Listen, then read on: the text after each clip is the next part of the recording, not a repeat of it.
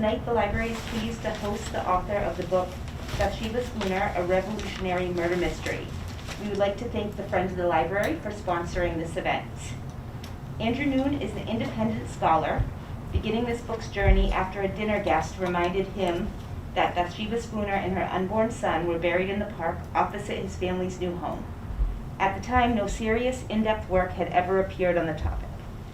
Prior to his current teaching position as music specialist with the Worcester Public Schools, he taught dozens of college courses, many in art, history, and music throughout Eastern and Central Mass, but primarily ESL at Clark University. Later, he completed 3 years of study in the Keepers of the Republic program, hosted by the American Antiquarian Society. He has published worldwide books and the MFA. His lifelong love of early American history continues, especially through the lens of 18th century Worcester. Previously a member of the Worcester Historical Commission, he is currently a docent for Preservation Worcester. When not preparing classes or writing, he enjoys painting watercolors, learning guitar, playing piano, language study, and hiking. He and his wife live on Green Hill Park, resting place of Bathsheba Spooner and her unborn son, and he has 2 adult children. And with that, I will turn it over to you. Thank you. Thanks to the Edwards Library for inviting me. I'll begin with giving a synopsis, followed by 2, actually, most frequently asked questions, then 2 brief readings, and then I'll open the floor to questions. Bathsheba Spooner was the next to last of 7 children. Let's make sure I'm saying this right. Good. Bathsheba Spooner was the next to last of 7 children, born to Timothy Ruggles and Bathsheba born Newcomb. Mrs. Ruggles had birthed 8 children from her first marriage. Her mother's roots were firmly planted in one of Cape Cod's oldest families. Her father's from Roxbury. Timothy was born in 1711, descendant of a family long involved in Massachusetts politics, but none enjoyed the status to which he would rise. A brigadier general in the French and Indian War, he had also served as Speaker of the House for 2 years.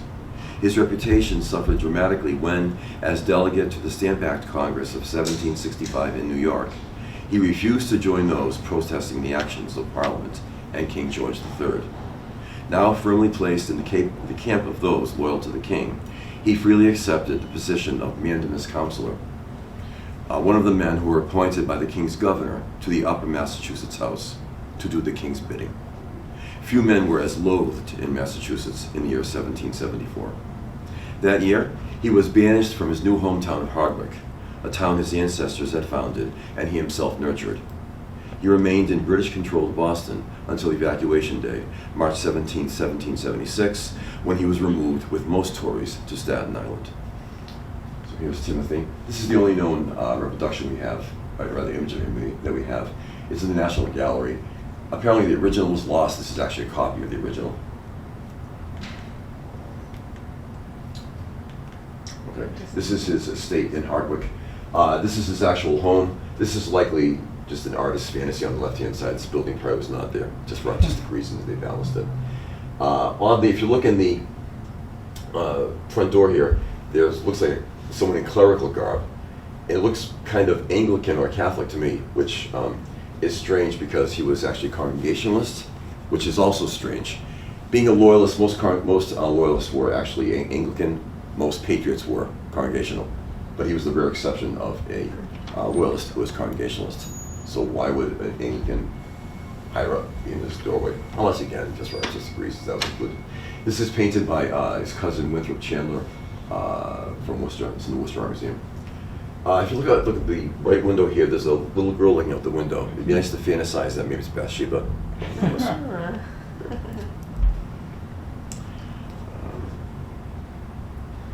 In the meantime, daughter Bathsheba had married Joshua Spooner of Boston, a businessman slash land speculator slash lumber salesman. The couple settled in Brookfield, not far from nearby Hardwick. The marriage may have been an arranged one, a marriage which gossipers usually characterized as inharmonious. This is Staten Island, 19th century print. This was really the Tory stronghold in the colonies. Most of the Tories ended up being shipped off to Staten Island before being sent elsewhere. 16-year-old militiaman Ezra Ross of Topsfield, a native of Ipswich, left the hospital camp in 1777 in Peekskill, New York, to venture home En route, he was taken in by Bathsheba in Brookfield and nursed back to health. This is Brookfield Center. The murder took place about a third of a mile to the right of this. He returned to Topsfield, then headed west again that fall to join what would become the Battle of Saratoga. This is Topsfield, mid-19th-century photograph. His family was originally from Ipswich.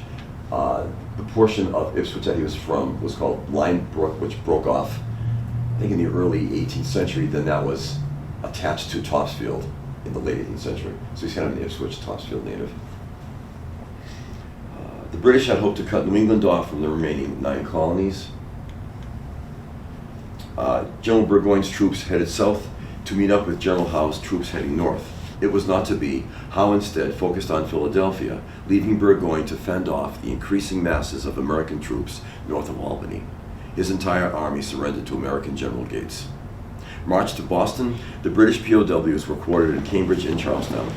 Both Sergeant James Buchanan and Private William Brooks managed to escape, not a difficult task, and likely met each other in Worcester for the first time. Now February 1778, the men were apparently headed to Springfield for work when during a fierce snowstorm they were called into the Spooner home. They remained there for the next few weeks, Bathsheba plotting her husband's murder with them.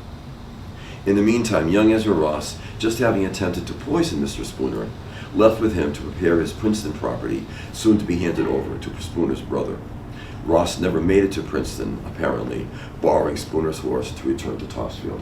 This is East Princeton, which was originally apparently part of Sterling, which was part of Lancaster. So we're in the again, east part of town. Back in the 18th century, this would have been all wooded. The area is still pretty heavily wooded, but the king had granted Bathsheba's father a large tract of land, a good piece of which he sold off to Bathsheba's husband. All rendezvoused in Brookfield the evening of March 1st, 1778. It is unclear if their meeting was coincidental or arranged. Having dined with a friend and his wife, Joshua returned home alone through the snow and was assaulted at his well, beaten to death, and thrown in while his wife finished eating her dinner. The clothes he wore and those from his chamber, along with his cash, were distributed among the 3 men who fled on horseback and foot. All were arrested the next day. The trial took place in late April. Abraham Lincoln's distant cousin as defense attorney, Robert Tree Payne, a signer of the Declaration as prosecutor. This is courtesy of Massachusetts Historical Society. He was the prosecutor of the case, signer of the Declaration. Robert Tree Payne signed the Declaration in a trial organized by Governor John Hancock. With a trial date lasting just over a day plus, all were found guilty. The date of execution was originally set for early June, but the 4 received a stay until July 2nd. Bathsheba claimed pregnancy. The officials in Boston allowed an exam to be done, proving that she was not with child. She insisted a second exam, not authorized, instead confirmed her pregnancy, but the Boston authorities would not relent. Despite an informal third exam proving her right, her execution date was not changed. On June 10th, Abigail Adams wrote to her son John Quincy with his father in Paris. The modern history of our own times furnishes as black a list of crimes as can be paralleled in ancient time, even if going back to Nero, Caligula, or Cesare Borgia. When I first read these words of her, I thought, well, it's very likely she was thinking of the Spooner case. It was the most sensational case of the time. After I wrote the book, I discovered that John Adams was Bathsheba Spooner's second cousin. So there's no question in my mind that Abigail Adams is referring to this case here. This is a kind of a poor photo of Levi Lincoln. This is also in the National Gallery. Levi Lincoln, the defense attorney, who was Abraham Lincoln's 5th cousin. In fact, Abraham Lincoln visited Worcester in the 1840s, visiting his son's home on Elm Street, which is now, does anyone know where the house is now? Who's been to Sturbridge Village? The village. Right, as we drive in, what used to be Country Curtains, that huge yellow Greek Revival, which is now since closed. That's the original house that was taken apart piece by piece and moved to Sturbridge. There's talk of bringing it back to Worcester, we'll see. Okay. All 4 accomplices were hanged July 2nd. An autopsy requested by Bathsheba confirmed her pregnancy of 5 months with a male child. This is the supposed execution site. This is Union Station in Worcester. So I'm looking from, actually from Major Field Boulevard. I'm looking south, east. It's the likely spot, likely by the fact that the common is only about 700 feet, 1,000 feet to my right. Isaiah Thomas mentions that they walked 3 miles down Summer Street. Well, that's not possible because if you were 3 miles, you'd also be in Auburn. So again, it means a sense of 18th century distance. This is only about 2/3 of a mile from Lincoln Square. So taking the extreme distance, this is likely where it happened. Another possibility is the post office, which is 1/3 of a mile to my left. That's possible. Later on, it became the site of the Worcester Asylum. There were hangings that took place there, but more of the hangings took place on what was called Frost Hill, and this was Frost Hill. I'm thinking this is where it happened, most likely. Timothy Ruggles eventually found his way to Nova Scotia, where, as a loyal servant to the crown, he was granted a multi-hundred-acre estate, which he fostered as he had his legendary estate in Hardwick.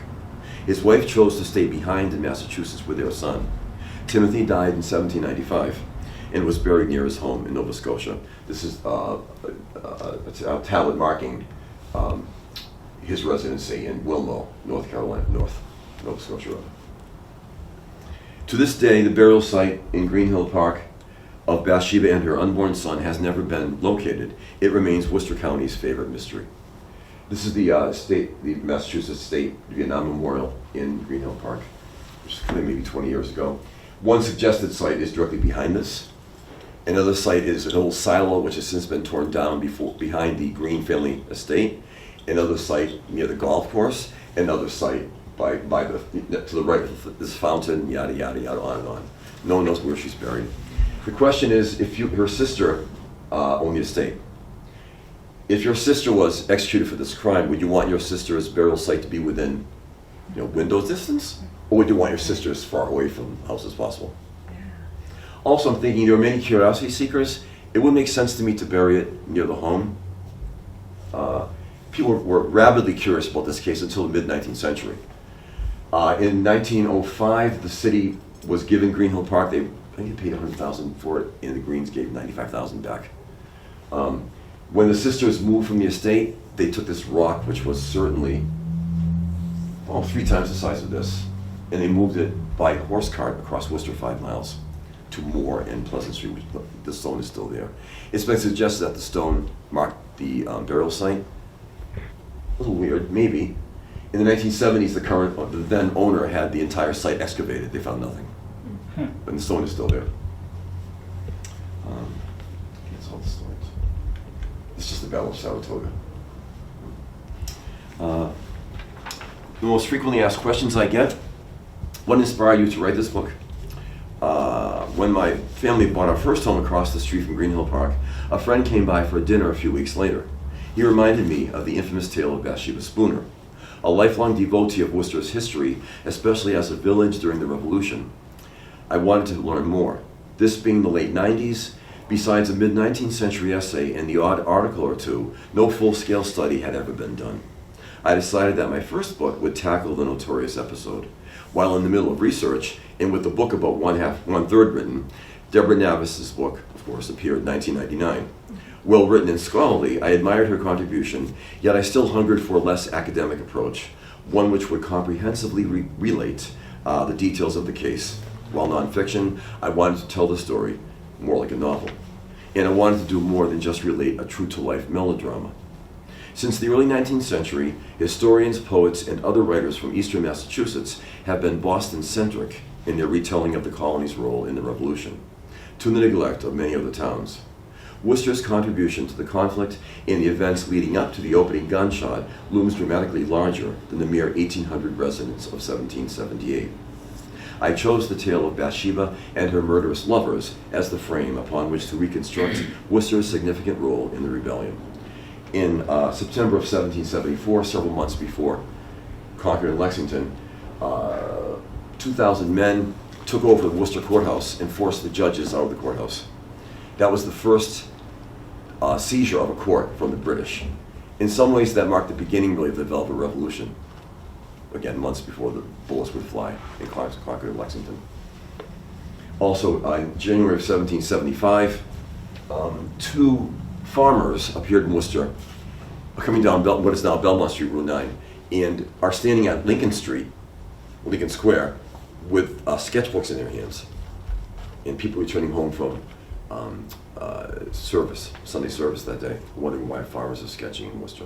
That's what they were doing, was sketching roads in and out of Worcester. There were spies sent by General Gage from Boston. They stayed a couple days and they left. As they left Worcester on the road to Shrewsbury, they were stopped by Timothy Bigelow, Worcester's leading patriot, questioned, and he knew what they were all about. And then they returned to Boston. Gage was planning to attack Worcester, as there was a large cache of weapons, including cannon, behind the town meeting house. The other town that held a lot of weaponry was Concord. Concord's 20 miles from Boston, Worcester is 40. They considered by the time they would get to Worcester and have to turn around and march back to Boston, also considering Worcester's topography and steadily increasing elevation, that not many of them would have returned alive. Also, Worcester patriots had the reputation of being really crazy, and they didn't want to be 40 miles from Boston lost amongst this crowd. So Concord was the safer and closer alternative.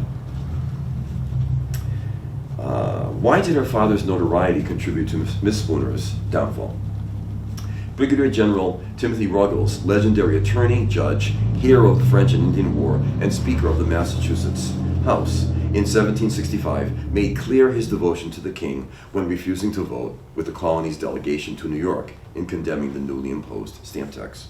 Along with Governor Hutchinson, Ruggles became regarded as the Bay Colony's most notorious loyalist.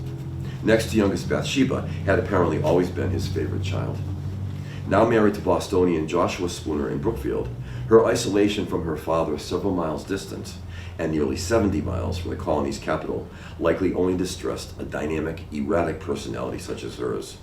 Her father's removal to Staten Island, of course, only worsened the situation, further exacerbated by her own loyalist stance. Was Bathsheba insane? Playing armchair psychologist from nearly 2.5 centuries away is tenuous for a professional. For me, impossible. We can only speculate, and the facts might lend themselves to characterizing Miss Spooner as imbalanced.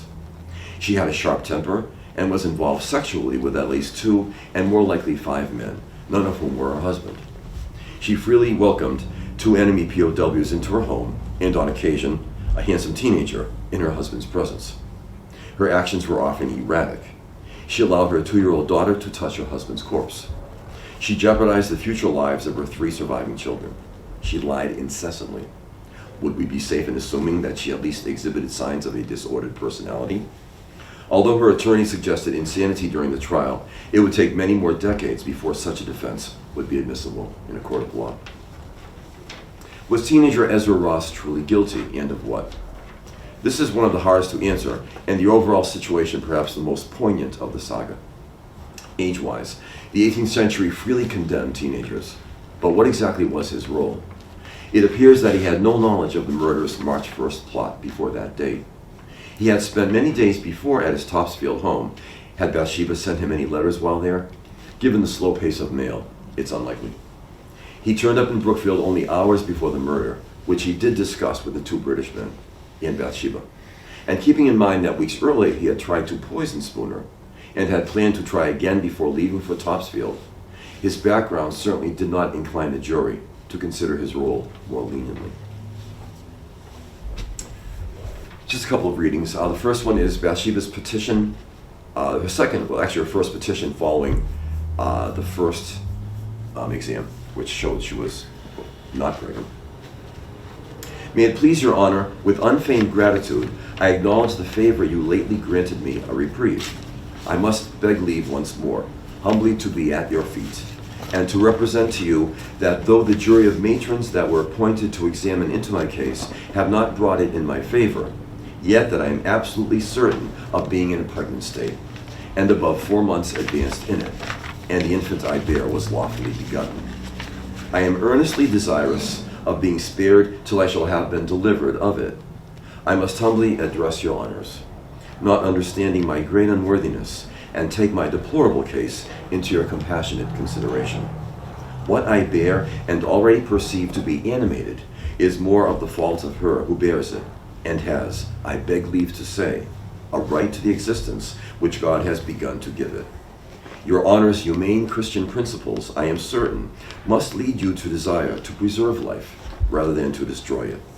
Suffer me, therefore, with all earnestness, to beseech your Honors to grant me such a further length of time, at least, as that there may be the fairest and fullest opportunity to have the matter fully ascertained, and as in duty bound, shall during my short continuance pray. And lastly, briefly, the night of the murder. So Joshua is a third of a mile away from his home at Cooley's Tavern in the center of Brookfield, dining with his friend, Dr. King and his wife. A lookout was set up by the parlor door window, as Joshua was expected at any time. Bathsheba called into the kitchen for some supper for the men. Brooks and Buchanan took a seat near Ross, helping themselves to a bowl of flip. A few minutes later, Mrs. Stratton, the housemaid, brought them dinner. At the center of town, Joshua was passing the evening amiably. He was, in the words of innkeeper Ephraim Cooley, pleasant and sociable, sharing a glass of rum with Dr. King and his wife after dinner. Dr. King testified that Spooner departed at the same time as he and his wife, well between 8 and 9 o'clock. The Kings, however they were traveling, unfortunately, did not offer to accompany Spooner home. At the Spooners, according to the testimony of Sarah Stratton, Bathsheba took her dinner in the kitchen with a Mr. Gray and his partner, men further identified simply as two boarders. Mysteriously, outside of the few mentions they receive in the housekeeper's testimony, their names never reappear. The second unnamed boarder retired once dinner was finished. In the parlor, Stratton served rum to Buchanan, Brooks, and Ross, who had been drinking for about 45 minutes, not including any alcohol they may have consumed prior to arriving in Brookfield. Each took a turn as a lookout. And I mentioned in the book, I give a couple of pages to the level of alcohol consumption in the 18th century. You began drinking really 7 o'clock in the morning. Rum was your breakfast coffee. You had a pre-lunch drink, a lunch drink, a post-lunch drink, a pre-dinner drink, a dinner drink, post-drink. It was just constant. Right? And if you were working men, you probably drank twice that amount. How they stood up during the day, I have no idea. So they were well lubricated by the time you were. Spooner, in high and possibly intoxicated spirits, left Cooley's with no reason to suspect that this would be his final lock.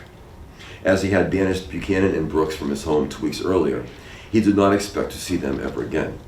He had also bid farewell to Ross at about the same time. Further, Spooner had never given any indication that he believed his wife wished him dead. The night was cold. Although only a short distance from his home, Spooner may have wished he had taken his horse. If he had, his evening might have turned out very differently. One of the conspirators saw Joshua approach. Brooks left the parlor to stand within what was referred to as the small gate, entryway which led into the kitchen. Before leaving the room, he picked up a foot-long log from the hearth. Joshua approached, the crunching snow, the only sound disturbing the silence. Bathsheba remained in the kitchen, her children asleep by the fire. It was just before 9 o'clock. As Buchanan later wrote, and then was the time for the devil to shew his power over them who had forsaken God. I'll leave you hanging there. Any questions? Is that the picture of that well? Just a representative 18th century well. What's left today is just the cap. It was strange, the cap is only this big. So I'm guessing it was much larger earlier. They you know, this legendary talk of all men with 3 feet and 50 pounds, that's not true in the 18th century. He was an average sized man, so there's no possible way he was squeezed into that. And I'm thinking, would they have taken the time to begin crushing his bones? There wasn't time for that. So I'm guessing it was much larger when they threw him in. Or you were smaller. But again, it's like this. How would a man have fit in that? I don't know any man, I've never met a man who would fit that size. You know, he was 35 years old. So. Have any of you seen the site in Brookfield, or anybody ever know? Okay, still there. It's about a third of a mile from the center. There's actually a stone mark was put up in the during the bicentennial, marking the spot. The home collapsed in the 18th century, early 19th century. The barn fell apart in the 1930s, I think. The last photo I saw was from the 1920s newspaper of the barn, where the men spent many nights plotting the murder, but that came down in the 30s, I think. Where did you find most of your information for your book? The American Antiquarian Society had a lot. Massachusetts Historical had some. Brookfield Library but most of it the American Antiquarian Society. Quite a bit. Anybody heard the story beforehand? Was anybody aware of it before? That's interesting. Yeah, you wonder if this had taken place in Boston, you probably would have heard of it. You know, but it seems the more removed it is from any metropolitan area, larger city, the less likely. Yeah. It must have been a great scandal at that time. Yeah, I mean, we haven't heard a lot of it, but in that time, it must have been right. a scandal. Imagine Charlie Baker's daughter, favorite daughter, hooking up with 2 Al-Qaeda men, and also an American, a Massachusetts National Guard soldier, planning to kill her husband. And I mean, this would have been beyond any kind of scandal we see today. It's just, and so also this is the midpoint of the revolution. The arena has moved south, long south from New England. It's down in New York and south of that. They need some action. I mean, this provides, this filled in any gaps they had. And it was also the frustration, of course, inflation's out of control. If you're a male under the age of 30, you're not around. It's all women heavily. Things aren't all that exciting for the moment, but this provided the excitement they needed. A lot of people I should also address, was she actually as wayward as they say she was? That may be another question. We have 3 points of evidence that yes, she was. Prudence, who was an African-American servant in Walker's Tavern in Worcester, once going to the top story to retrieve a broom, saw she and Brooks together. I'm sorry, she and Buchanan together. Together in the 18th century, men were in bed together. Another incident, Sarah Stratton I mentioned, around one Thanksgiving before, she returned home to find Ezra and Bathsheba in bed as Josh was knocking on the door downstairs. She went to answer the door as Ezra goes running off. And then the third point, 3 days before the execution, Ezra Ross testifies to, doesn't testify, but tells, what's his name, Ebenezer Parkman, the minister of, we track this quite a bit, in Westboro, tells him that Bathsheba said to him one day en route to Brookfield, would you like to defile my marriage bed in so many words? And he said, sure. He said, sure. So, why not? I'm 17, you're 32. Yeah. It works for me. Sure. It made me think of this when you said, that people were just kind of like looking for something to talk about. Yeah. Do you think like imagination had a lot to do with it, or Meaning what? anything to do with it? Like maybe they were talking about. I was hoping to kill my husband, and then it got embellished and in the retelling. Kind of like the game of telephone, how like gossip was details wild, certainly, during it. This is all based on evidence. This is all based on court records. Yeah, but it was a lot of gossip. They thought at one point Hessian soldiers were involved. The Hessians were the mercenaries hired by the British. They were referred to in one reference as Russians. Confusing between Hessian, Prussian, and Russian. Yeah. A lot of rumors. Her father was such a notorious celebrity that he was so hated by so many. And here's his favorite child. And plus she's a loyalist. And she was very open-mouthed about it. She didn't hide the fact. So they were focusing a lot of anger on her, I think.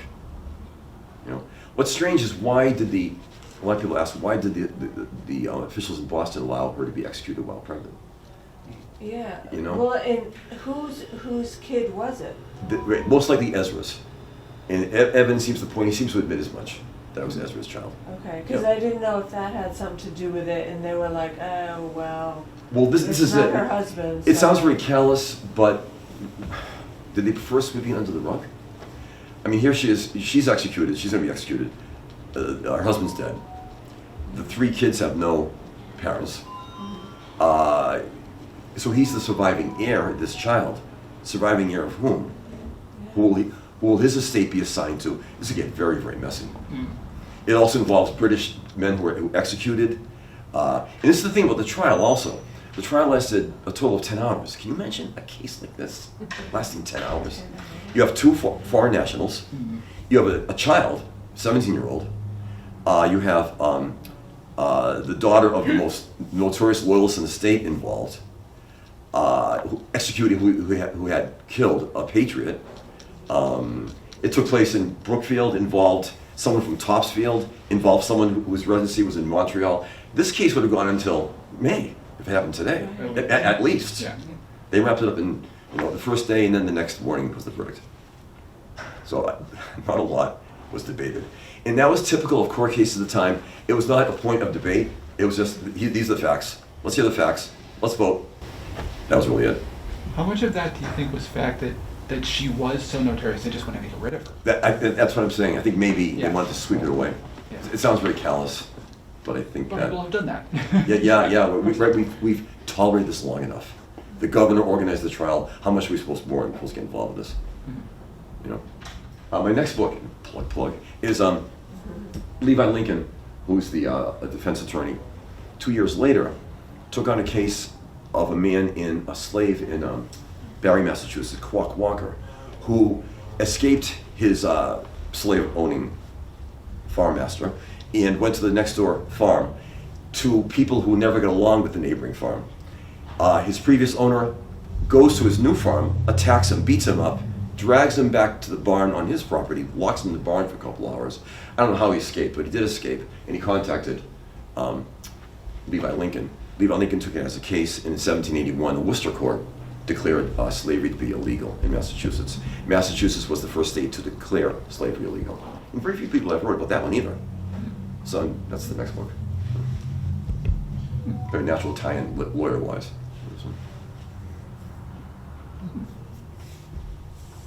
Sure. Wasn't it West Brookfield's 100th or It would be their 300th anniversary or something? It would be 350. About 350. Yeah. Did they talk about this at all? Oh, this is a huge story. You mean me personally or the story? Well, because I thought that I saw something in the newspaper about their anniversary, like last month. Do I have the wrong town? Possibly. Maybe I do. I mean, it's a story always on Brookfieldians' But minds. Yeah. I don't recall them highlighting this. Yeah, well, yeah. It's one of those things, it's their most famous story, certainly. It's not one you want to necessarily throw spotlights on. Oh, okay. You know? But, everyone in Brookfield knows the story. Yeah. There, I was gonna say, there was something in the Oktoberfest that's coming up. Yeah. Some historian's going to be speaking about the Revolutionary War in Brookfield. Okay. So maybe they'll hit on Oh, it. neat. Okay. Yeah, Brookfield was a substantial town at the time. Yeah. Brookfield anchored in the 17th century, anchored Worcester County, and Lancaster anchored the east. And so when Worcester was settled in late 1670s, early 1670s, it was this little tiny village with someone 30 miles this way and 25 miles that way. Also, it was very isolated. It was first settled. But this is a century later, this story. Thanks for coming. Appreciate your being here.